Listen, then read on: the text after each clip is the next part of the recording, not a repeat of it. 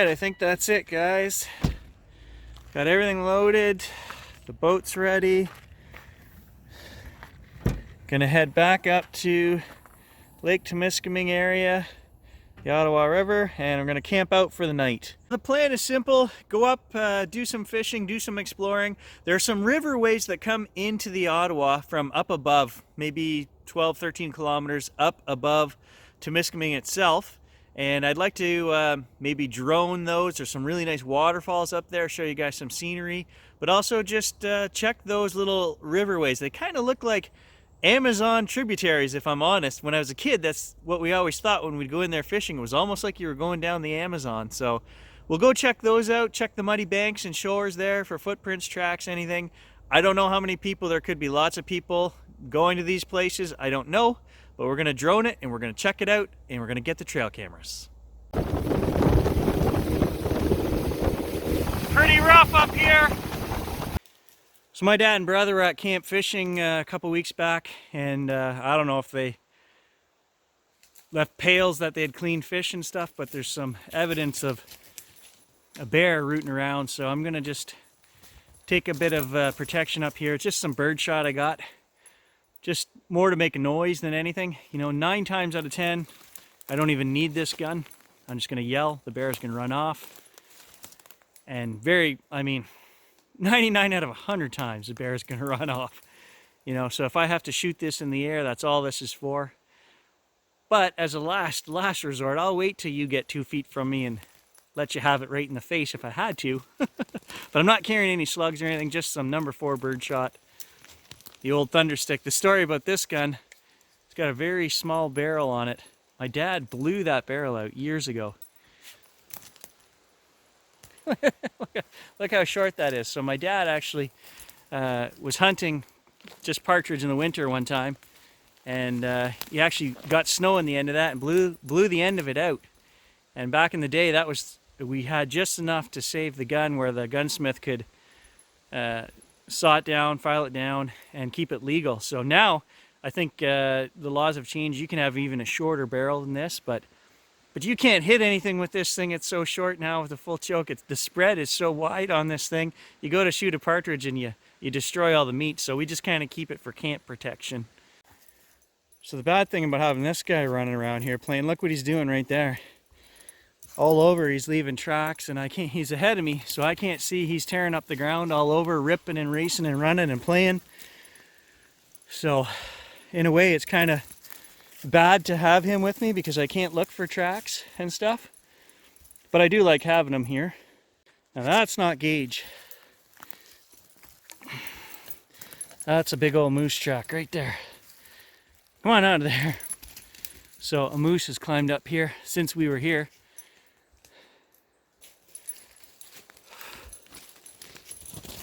Last time I was here, I had 2 cable locks for the trail cameras.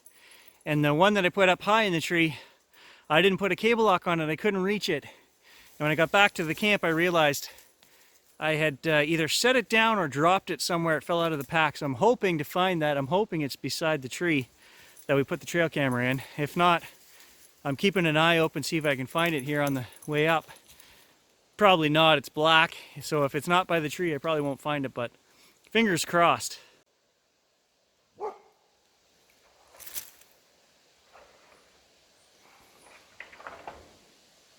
Come on, Gage.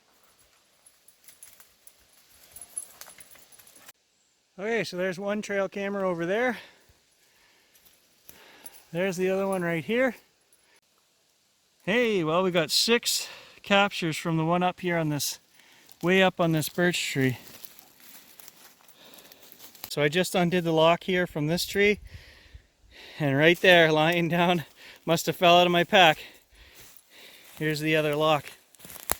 Perfect. Saves me 20 bucks. So both cameras still have power. We're still recording and working. 7 of 13 captures, and I don't know. I saw the dog, I saw myself. There's a night shot.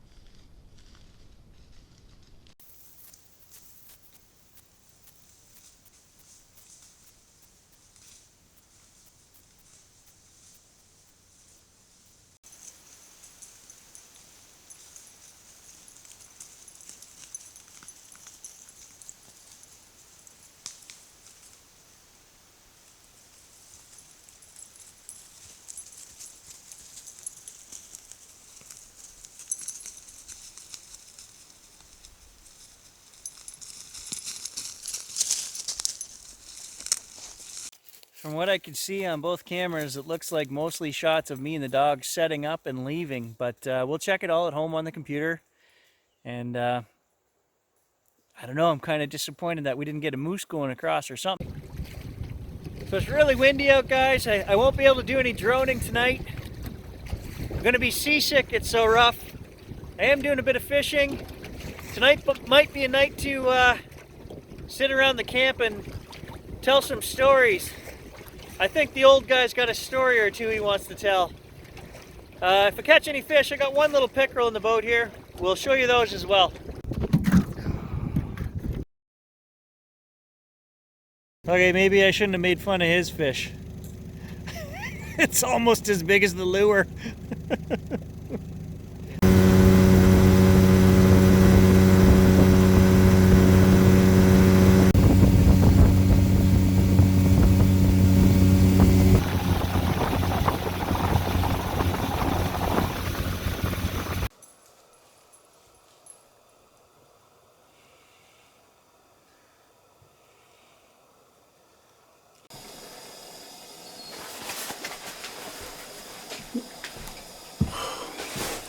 Why don't you just start by telling us a little bit about your bush experience?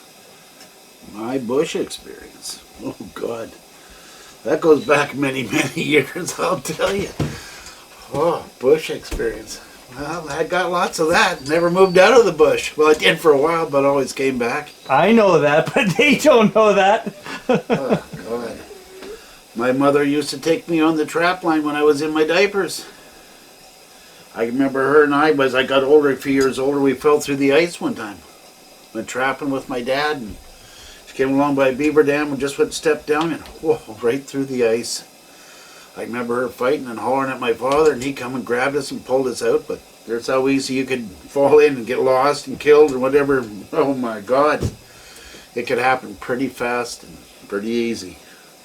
Bush experience, my God. Been hunting ever since I was pretty young. Before that, I was trapping. I was about 8 years old. I used to run a trap line up where I live now. Had snared rabbits and had mink sets, muskrat sets, all little stuff. I'd go up there and I'd make myself a little bit of money doing trapping because my dad had a big trap line. I can remember one time in particular, I went up the road and I come running back down. Boy, I was pretty scared. Whoa, come on, you got to come with me. There's something big in my trap. So, oh yeah, he said, well, sure enough, we hopped in the truck. We didn't walk back up. We come up and he looked at that and he jumped back. There was a lynx. The lynx was caught just with its little toes, just in the front traps. It wouldn't even pull its toes out to get away. That was the first lynx I ever caught. I was about 8 years old. I said, holy God. Yeah, seen lots of that. Lots of trapping with my dad over the years after that. He had a large trap line that used to be my uncle's, his father-in-law. That was Phil Bastine. That was back, oh my God, he got that. He told me he was just a kid when he got that, 14, 15 years old. And he trapped that, and he trapped beaver, but mainly he trapped through the fall, just in the fall. He maybe trapped whatever his quota was, 100 beaver. I'd go with him. Mink, fox. I don't ever remember catching a wolf or anything because wolves were hard to catch, but he was a beaver trapper because you had to have your quota to get your beaver. But lots of fisher, marten, stuff like that. Then we'd come back and we'd skin them out in the garage. And I guess it was in the late fall and the winter because I remember the wood stove going and he would skin beaver out there. And I'd do muskrats. I started muskrats. You'd hang them up and come around the tail and come down like that. And they were pretty easy to do. And as a kid, well, boy, oh boy, you made pretty good money. There was $8, $10, $12 on a muskrat. So that was all right. And it was a good life being in the bush. Nobody bothered you. And life was good. It was all okay over those years. All right, well, since we're talking about Grandpa, did he have any stories or did he ever have anything that he saw or heard in the bush that he couldn't explain? That he ever mentioned or... He never did mention that. No, never said nothing. He spent a lifetime in the bush. Actually, because he worked in the bush, he was lucky enough he got grade 8. And that lots of people didn't have grade 8 in those days. And after grade 8 it was like going to college for us. I mean, he went to work in the bush. And he was smart because he'd always reading books, and he was trapping squirrels on the old farm. He'd get $1 a hide for a squirrel. That's pretty gosh darn good. And he told me he would save all his money, and he bought an old 2-man chainsaw when he was finished grade 8, and he was 13 years old, and he went to work in the bush. I remember poor old Howard Buckley told me, he said, your dad was 13 years old, he came to work in the bush. He couldn't carry that chainsaw up the hill. He said he couldn't carry the gas, he couldn't carry the oil. I put that over my shoulder, and almost him too when he was a kid starting out. But he said a month later he was carrying her all up. It made a man out of him, he said. But he never said that he ever saw anything, or never a track that he didn't know what it was, or never, nothing he couldn't explain.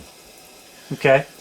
Well, what about yourself then? Because since you were 8 and had your trap line, I'm sure, I know, because I've been in the bush with you since before I was 8, that you've spent a lifetime since then in the bush. Yeah. Have you ever seen or heard anything that you couldn't explain? No. Not that was on the ground.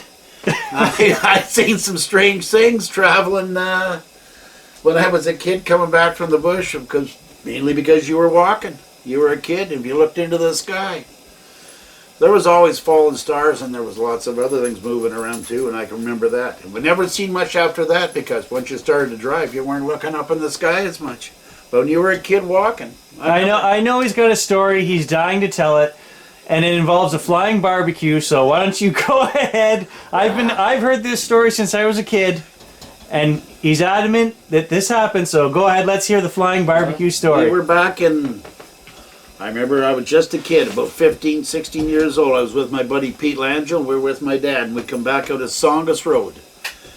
And we were back in there fishing suckers, up on the river, and we come back out, and it wasn't too late at night. It was pretty, actually, it was just dusky coming back. And we come out of the Songus Road, and we're all looking up there, like, what in the hell is that? And it wasn't moving fast, and it was no great spaceship, and I don't think that anybody had a drone in those days. I often wondered, what did the Air Force have? But who knows? What year would we be talking about? Well, I said it was a 1966 Volkswagen. He bought that brand new, 62? Yeah, 66, 67, 68, in there someplace. And all of a sudden we looked, and over top of Songus Road, it looked like a flying barbecue. You could see the 3 legs, and there was a green light underneath it. And it was about the size of an old charcoal barbecue. And we're looking like, what the heck? And it wasn't high. Maybe 75 feet over the road, and it come across the road slow like that, and right down through the bush where it stopped. Well, what the heck? Never saw anything like that since. And what can you say? It's a flying barbecue. Did it make any noise when it went over? No, not a bit of noise. No smoke, like it No, did. So it was just as clear and coming down through there. It was just not a whirl, not a whistle. You could see the 3 legs, just that would remind you of a barbecue. Like so the steaks weren't ready, is what you're saying. The steaks weren't cooked, and we hadn't even had a beer. No, not in those things. But I'll never. Well, you see that. You don't forget that. I mean, I've seen a lot of lights in the sky. I've seen a lot of lights off in the bush.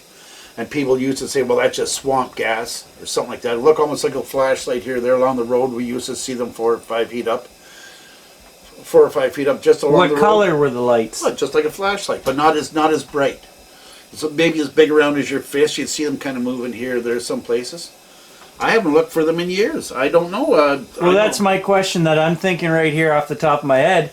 If this is a common swamp gas thing, why do people not see and report this in our area now? Because I don't know anyone who's seen that. I don't hear people talk about weird lights, other than you've heard the story about Grant and I seeing the orange orbs, which were way up in the air over the lake, a couple hundred feet, but they were bright orange. These were dull pale, and you'd see them. They were bright enough. It wasn't blinding bright by any means. You used to see it on the way to North Bay. They were along by one fence. Over there was a little bit of swamp area right along the highway. I'd see them. And I'd seen them back off the lake one time too. So somebody was shining a light down out of the bush. We'd seen that a couple times coming. Like, what the heck is that?